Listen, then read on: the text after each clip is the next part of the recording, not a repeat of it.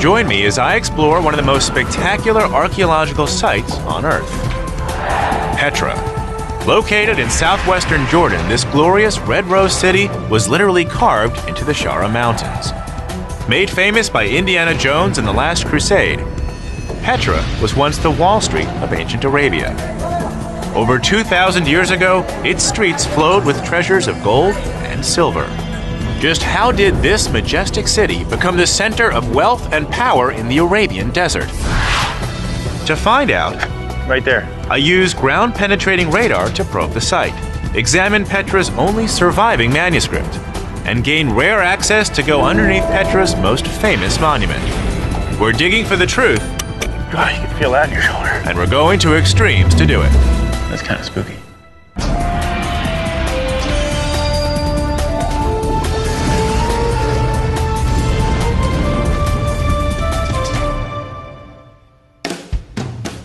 Several thousand years ago, the deserts of the Middle East served as an ancient highway, the crossroads for traders connecting Asia, Europe, and North Africa. Hi, I'm Josh Bernstein. I've returned to the Hashemite Kingdom of Jordan to explore a city that was the center point of wealth and commerce in this region, the ancient stone city of Petra. From Jordan's capital Amman, it's a 120-mile journey south down to Petra. There's no greater way to see the desert landscape than to go by camel, but that could take several days. For this trek, I've got a better idea.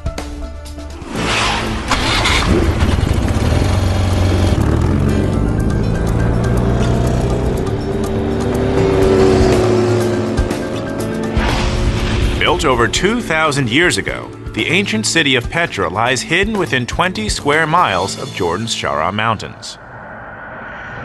Camel caravans brought precious trade goods from the Far East, Africa, and Europe into the mountain city. By modern estimates, scholars believe millions in gold and silver were exchanged at Petra, making the city's rulers incredibly wealthy and powerful. By the 2nd century BC, Petra was ruled by a monarchy known as the Nabateans. To gain a unique perspective on these ancient monarchs, I'm meeting a member of Jordan's Hashemite royal family. His Royal Highness Prince Murad Rad Al Hussein meets me at the city gates to guide me into Petra. So Josh, here, this is the beginning of the Siq. This is the gorge that will lead us into the center of Petra. Etched by centuries of wind and water erosion, the nearly mile-long Siq creates a natural fault in the Shara Mountains. The canyon walls reach up to over 25 stories in height. What does Petra mean? Petra means rock in Greek. Oh, yeah, okay. It means rock in Gotcha. Greek. And this is the famous canyon from Indiana Jones in The Last Crusade. Yeah, sure. This is where they rode in on horseback. You know, the majestic Siq was the canyon where Harrison Ford and Sean Connery made their dramatic entrance into Petra. In 1995, the prince's family and the Petra National Trust spearheaded an intensive project to restore it to its original condition.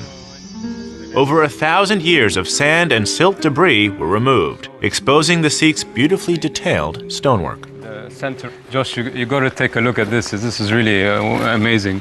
Do you notice anything on the rock face here? I see feet. Yeah, and there's a little bit more if you look carefully. Other feet. Okay, so here we have a man. Uh-huh. Well, these look like camel feet. Yeah, the legs unfortunately are missing. Yeah. Prince Murad tells me this eroded carving once fully illustrated a camel caravan. He believes the scene was etched here as a fitting tribute to the traders who made the Nabatean royals very rich. Their way to Petra. Yes, and those it's just representative of the trade, and the trade was so important to the Nabateans. Trade was their lifeline. So we're actually getting close to the city itself? Yeah, very close. It's just a little way down. Should we keep going? Yeah, let's go. The best is yet to come. As we near the end of the Siq, the prince explains the Nabateans created a majestic scene in the rock, designed to humble and impress all foreign traders who entered. Check this out, Josh. It's really the most beautiful thing in Petra. It's absolutely spectacular. Carved in the face of the Shara Mountains is Petra's most famous and impressive monument, Al-Khazna, better known as the Treasury. Towering over 13 stories in height, the facade is awe-inspiring. But what was it? And could ancient treasures still be found here today?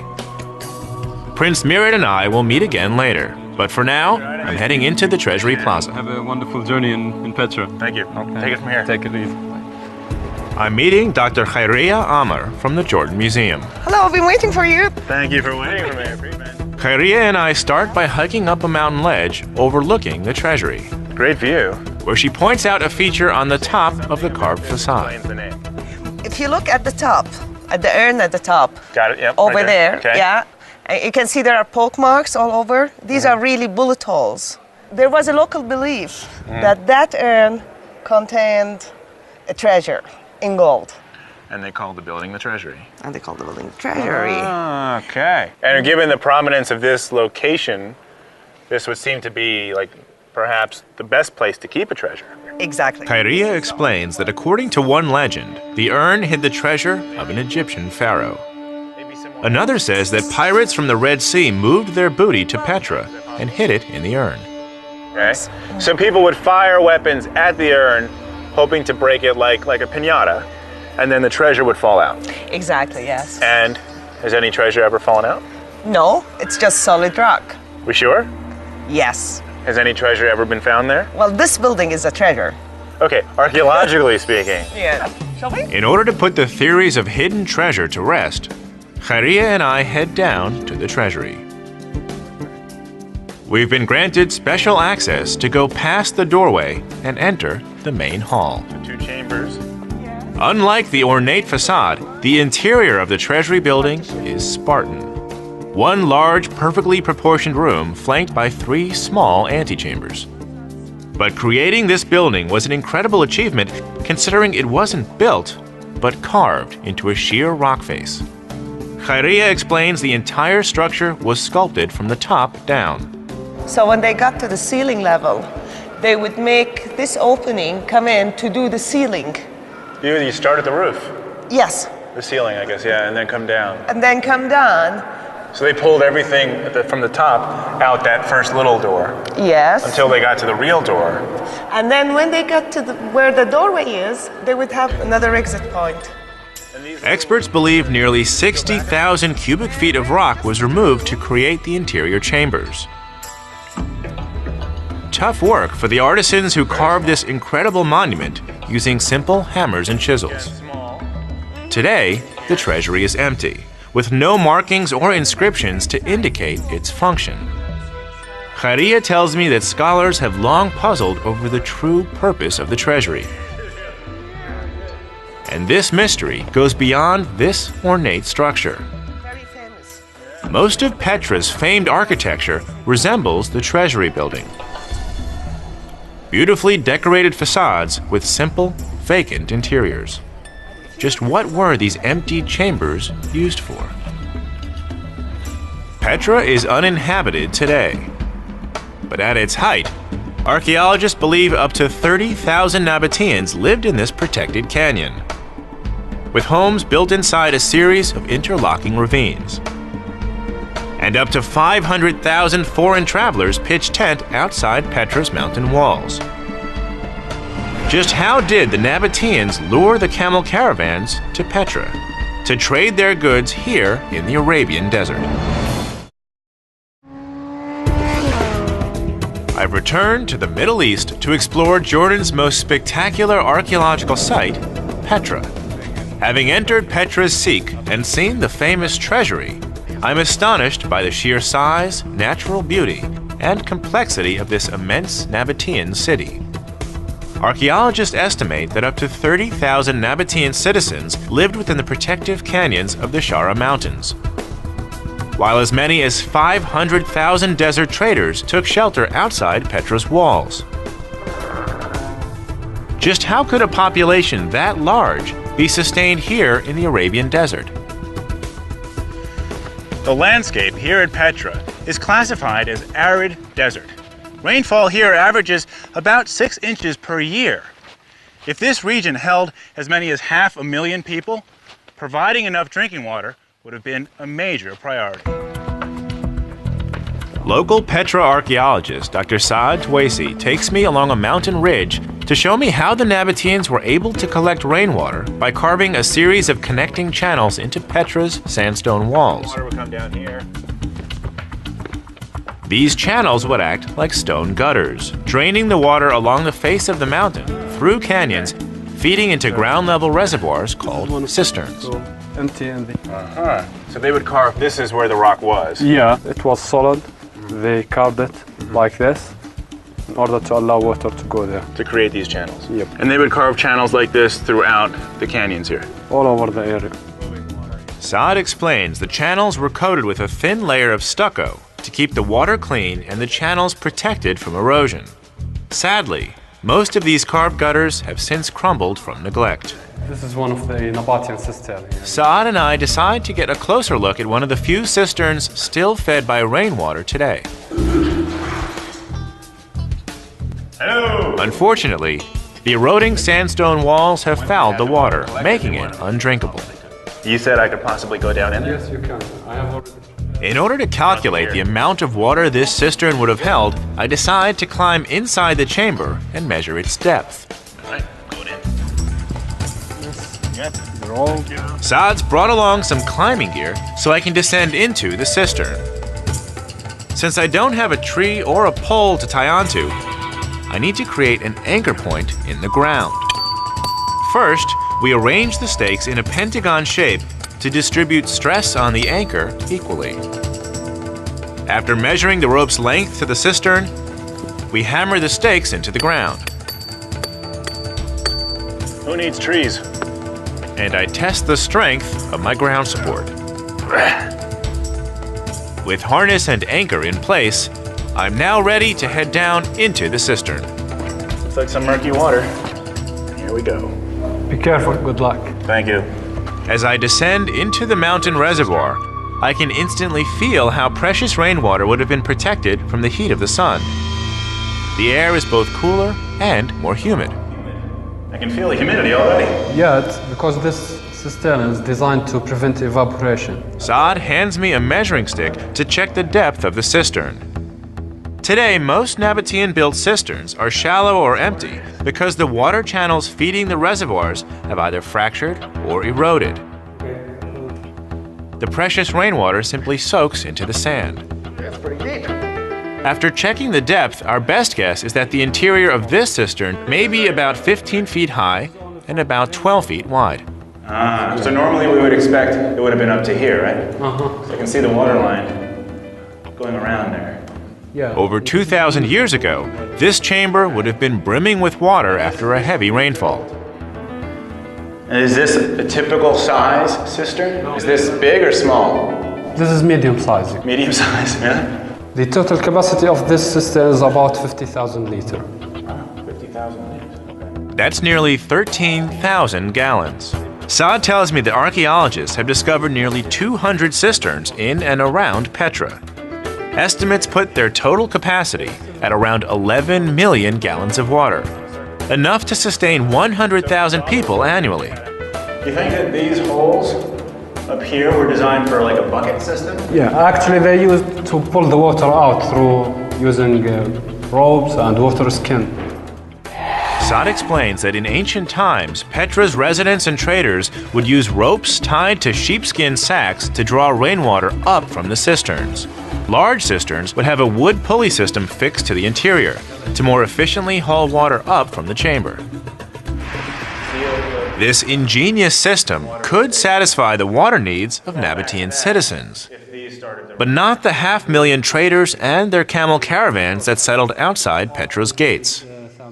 To fulfill those needs, the Nabateans relied on more than hydraulic innovation. Nature was on their side. Together, Saad and I travel about 2 miles from Petra to the neighboring village of Wadi Musa. The village's name literally means Valley of Moses. According to the Old Testament, Moses cracked his staff against a rock, and water came out, creating 12 springs. Local legend holds that Moses created one of those springs right here in Wadi Musa. Saad and I descend into a stone shelter along the roadside. an arched chamber built by the Nabateans during the time of Christ. So these are Nabatean arches. Yeah, Nabatean arches. And the columns are also Nabatean? Columns are Nabatean. As we work our way deeper into the subterranean chamber, I start to hear the sound of running water. Can I borrow that light for a sec? Yeah, of course. Yeah. So let's see, we got to figure out where the water's coming from. I guess we can just follow the channel. And it's coming out here. Look at that. For millennia, this natural spring has flowed into the valley, Wadi Musa. So this water is literally coming out of the mountain here. Yeah, from the rock. Yeah, from the rock. And according to local legend, it was this rock that Moses hit. Yeah, actually the local people believe that this is one of the 12 Moses springs here in the region. Saad tells me the Nabateans actually discovered and protected dozens of these springs and hundreds of cisterns throughout the Shara Mountains and surrounding valleys. These rich sources of water made Petra an oasis in the Arabian desert. It's okay to try it. Huh? Yeah. Good? Cold? Yeah, it's the fresh water. Okay. But this precious water wasn't a public resource. It was private property. Saad explains that the Nabateans charged a heavy fee for outsiders to access their water. We leave the ancient chamber and follow the water, where it's channeled out of the mountain, under a modern city street, and into locally irrigated gardens. Mm-hmm. What crops are they growing here? Figs, Yeah. limes. Got it. Olives. Recognize olives. And pomegranates here. So these are traditional Nabatean crops. The same crops was grown by the Nabatean. Coupled with the surrounding villages, Petra was one of the most watered lands in all of Arabia. This desert oasis was able to draw traders across hundreds of miles of desert to the city gates. As a result, the Nabateans exerted incredible influence on this region. I'm exploring the most celebrated archaeological site in all of Jordan, the lost city of Petra. I've seen how its wealthy builders, the Nabateans, were able to draw traders and their camel caravans to this desert city with water. By controlling this precious commodity, they were able to levy heavy fees on foreigners. But water wasn't the only source of wealth for the Nabateans. Over 2,000 years ago, Arabian camel caravans transported some of the finest goods on earth. Traders were making sales that today would be valued in the millions, and the Nabatean kings demanded a piece of the action. I'm leaving Petra and heading 50 miles south to rejoin Prince Mired Rad Al Hussein in Jordan's southern desert, Wadi Rum.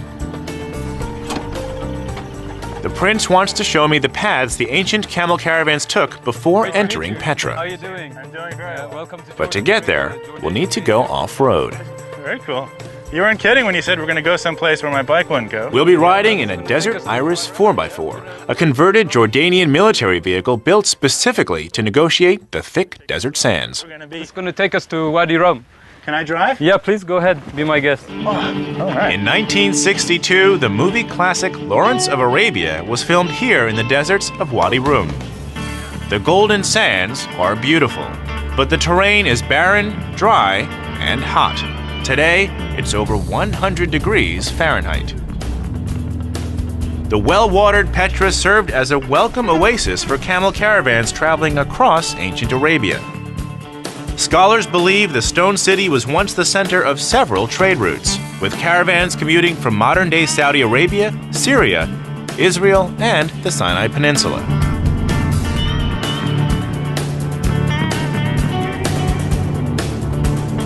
Good spot to see it. Looks like they're coming right at us. This is how it was in ancient times.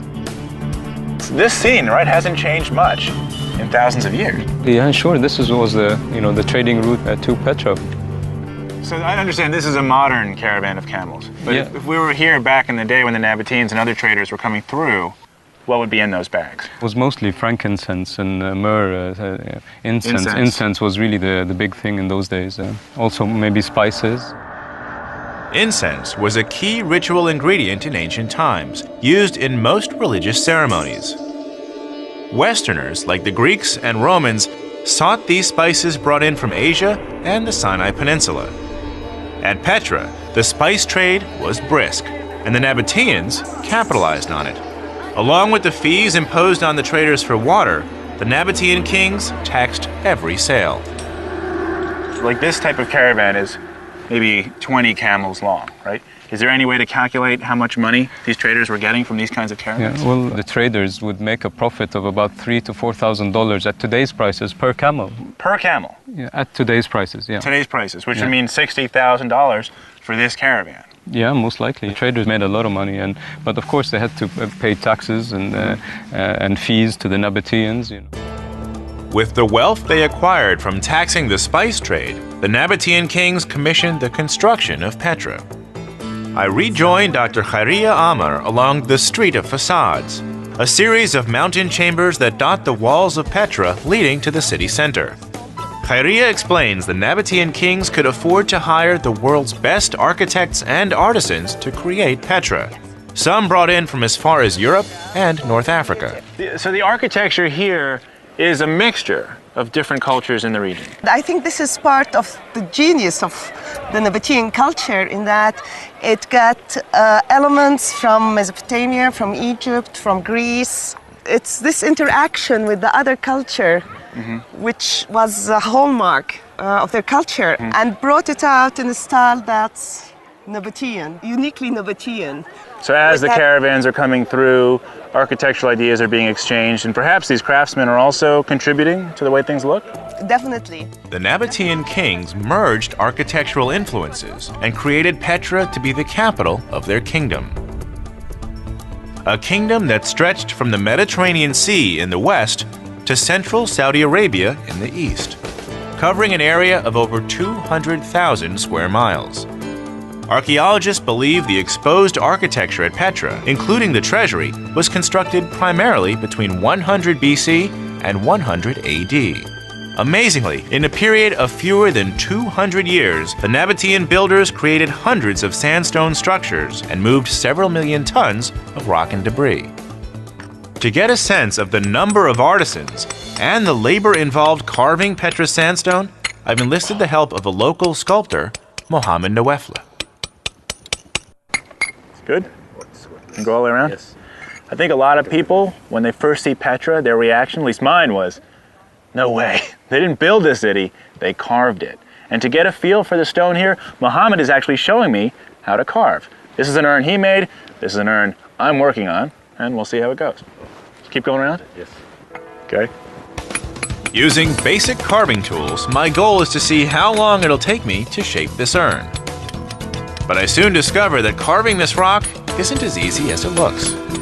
Yeah, I'll watch you do it. Just get a feel for it.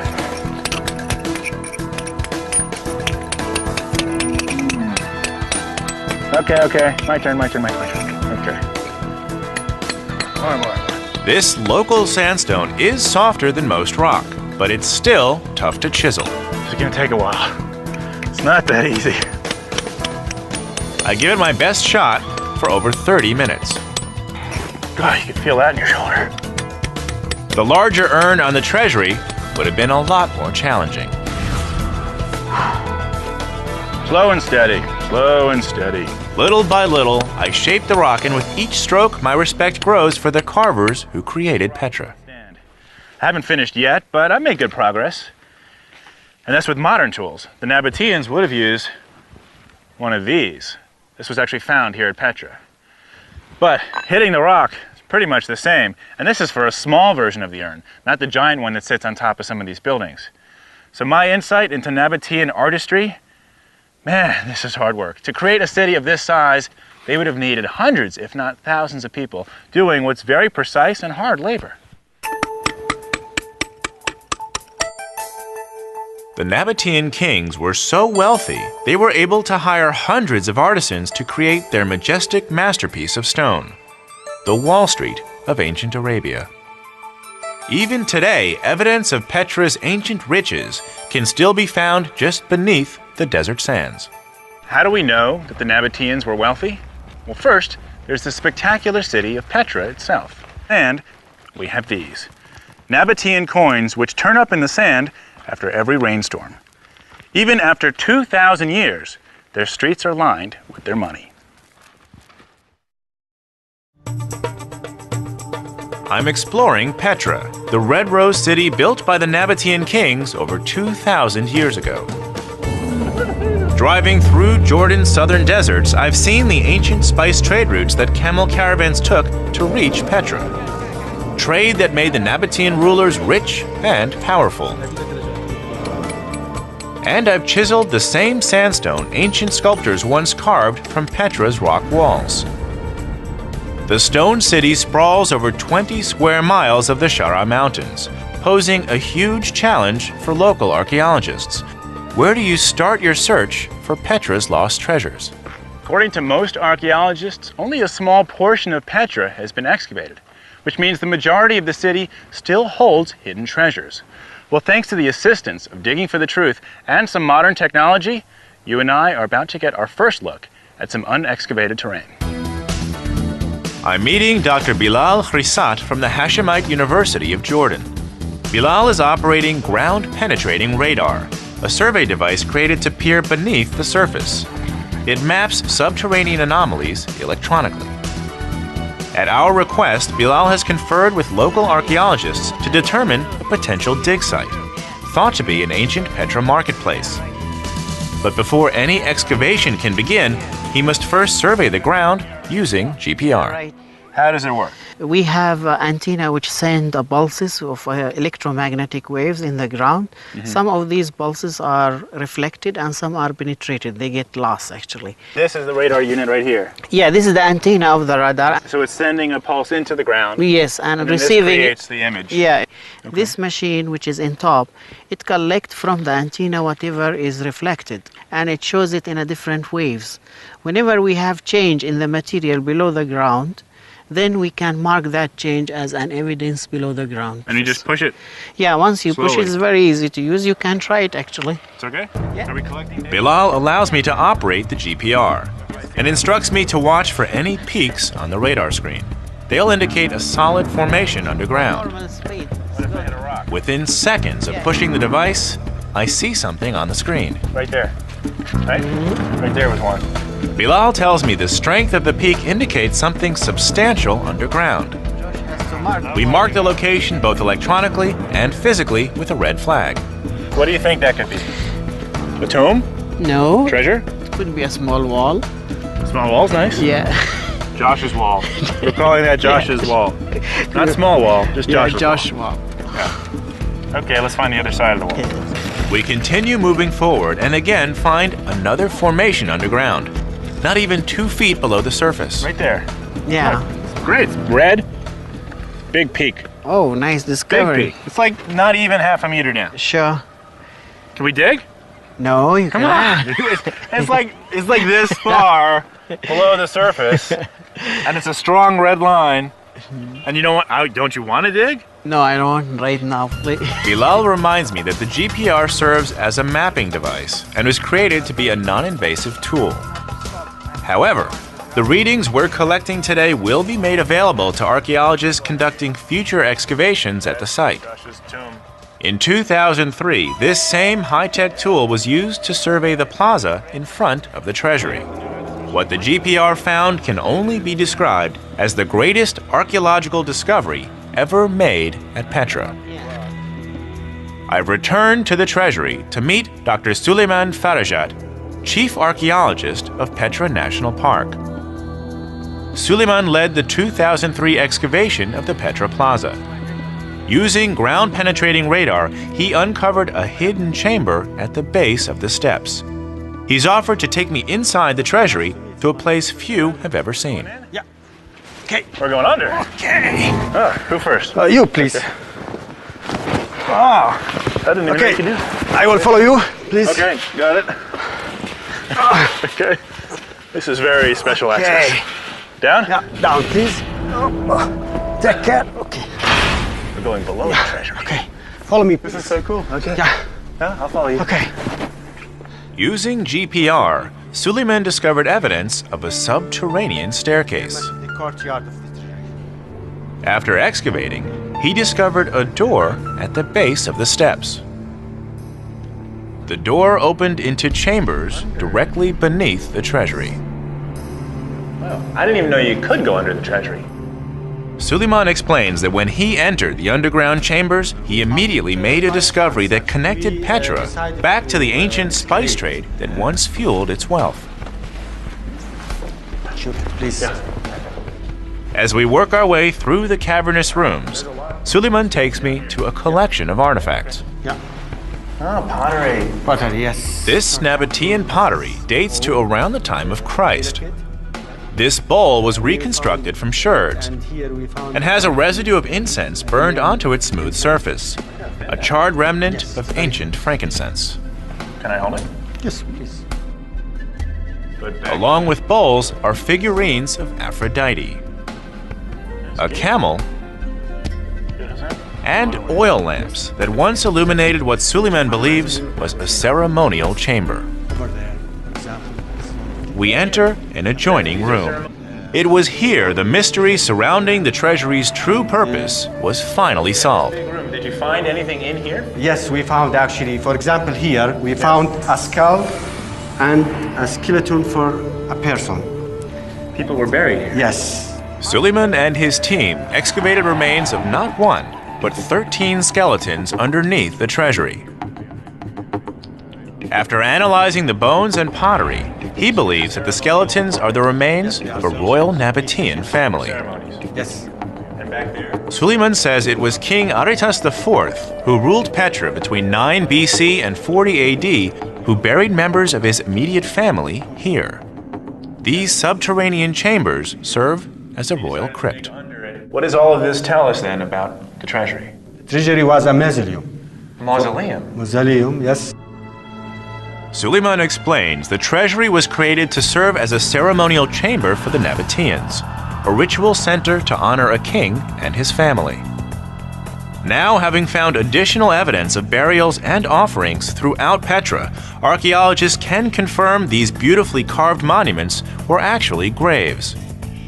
The higher your position in Nabatean society, the grander the mausoleum you could have built in your honor. It's fascinating because today most people associate Petra, well, most people associate it with Hollywood, right? But for the people who come here and they see the beauty in the facades and the intricate carvings, we're not thinking that these are mausoleums for the dead, right? No, it is for the dead. But they are. Yeah.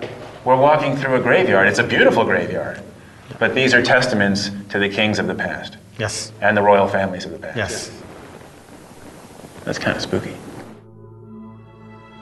The recent discovery of these tombs finally puts the mystery surrounding the treasury's true purpose to rest. The building was constructed to honor a Nabatean king, not to hide the gold of an Egyptian pharaoh. Nabatean kings like Aretas IV ruled Petra in great peace and splendor up through the 1st century AD. But soon, warring rivals who longed to control the rich city would advance to Petra's gates. I've come to Jordan in search of the lost treasures of Petra, a city first built by the Nabateans over 2,000 years ago. I've carved the local sandstone to understand how the city of Petra was created, climbed inside cisterns to determine how the Nabateans thrived in the Arabian desert, and even ventured beneath the treasury building to see how they buried their royal dead.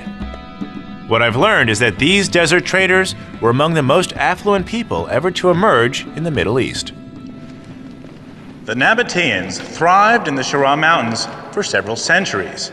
Growing wealthy from the spice trade they controlled here at Petra.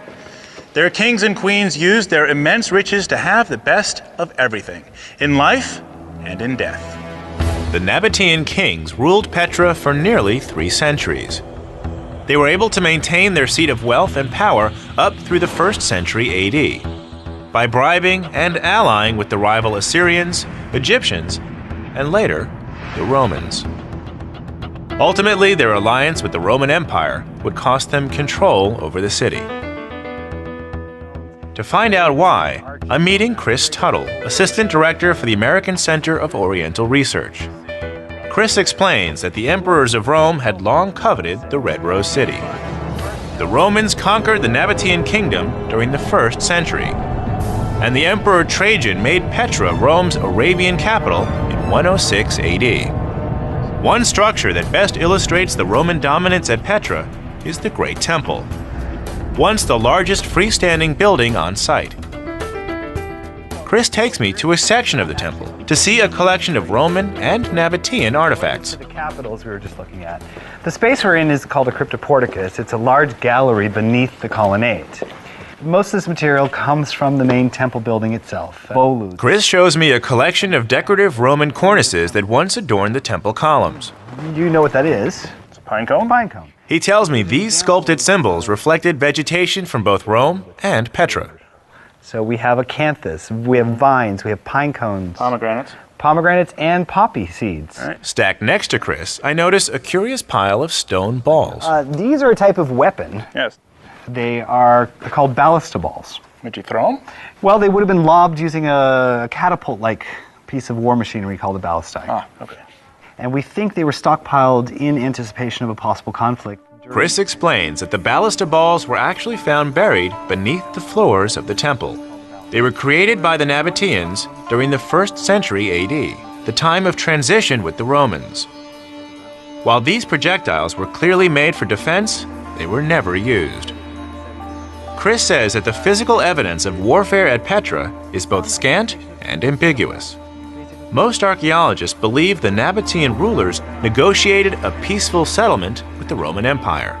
This would protect their citizens and preserve their trade routes. What happens to the Nabateans? Well, what we're really talking about is a change in government. The people who lived their lives here, ran their shops and carried out their trade, did their farming, they stayed the same as far as we can tell.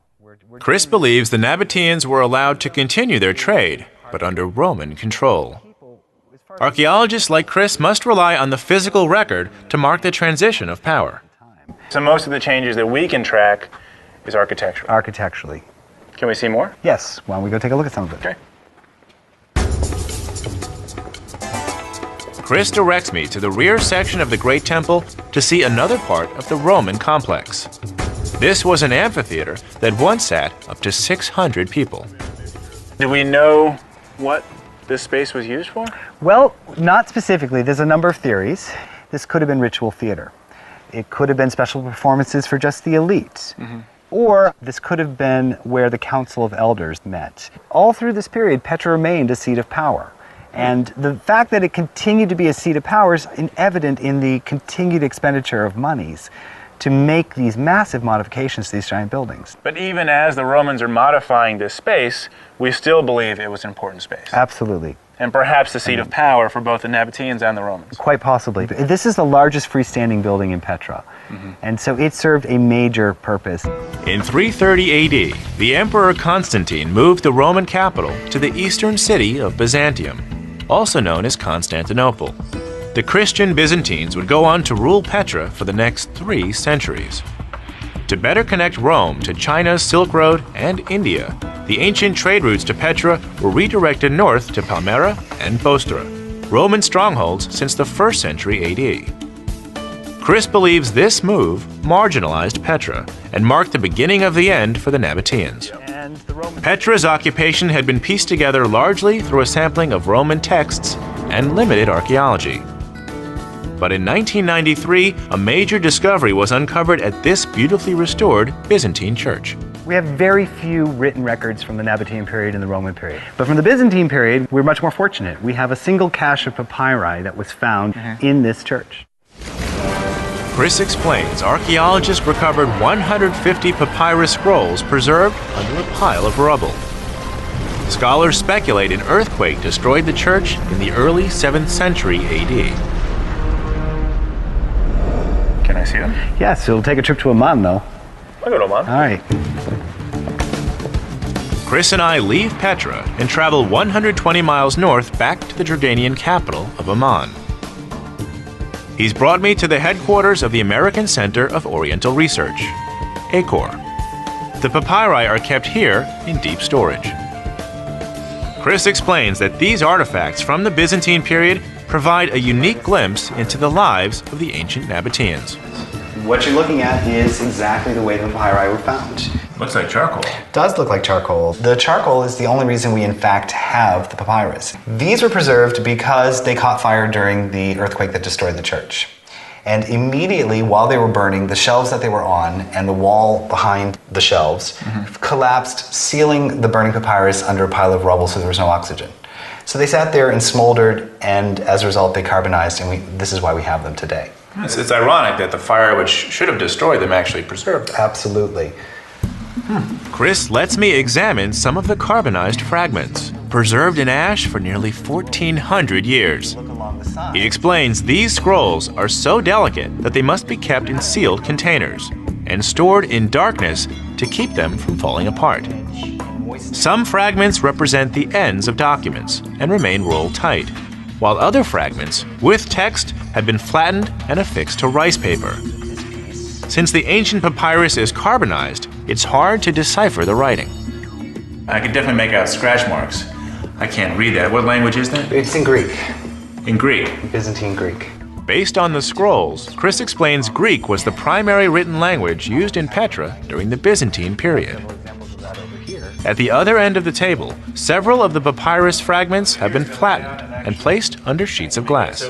So once the fragments have been assembled and then enhanced so that they're readable, what do they say? These scrolls all belong to a single archive of a single family. All of this is from one family? All one family, 7 generations represented. The main owner of the documents was a man by the name of Theodorus, and he was a deacon and later an archdeacon in the Petra church. So this is a wealthy family? It was a very well-off family of the time. All of the documents deal with legal issues for the most part. Issues of property division, taxation, deeds, wills, that sort of thing.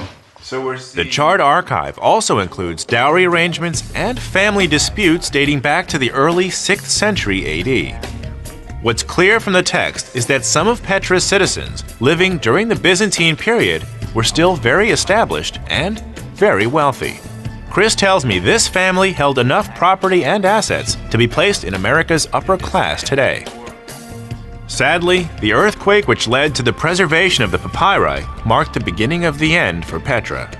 Most scholars believe the Nabateans couldn't survive both the loss of their trade routes and a catastrophic natural disaster.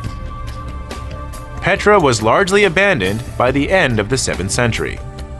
Scholars believe the ancient Nabateans simply took their fortunes and left. So from an archaeological point of view, this is the treasure. For us, right? Yes, this is the treasure. Because this is giving us insights into a world that we wouldn't have known about without it. Absolutely. Could there be other treasures like this still at Petra? Given that less than 2% of the city's been excavated, statistically speaking, the likelihood is there.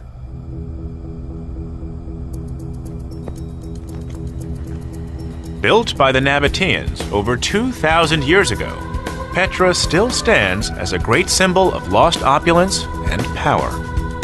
Today, great stone facades and elaborate tombs commemorate the kings and queens who once ruled this region. These Arabian traders harnessed their natural resources and created an oasis for camel caravans looking to make their fortunes in the desert. With the help of modern science, we may one day rediscover hidden riches here at Petra. But for now, this beautiful stone city continues to guard its secret treasures.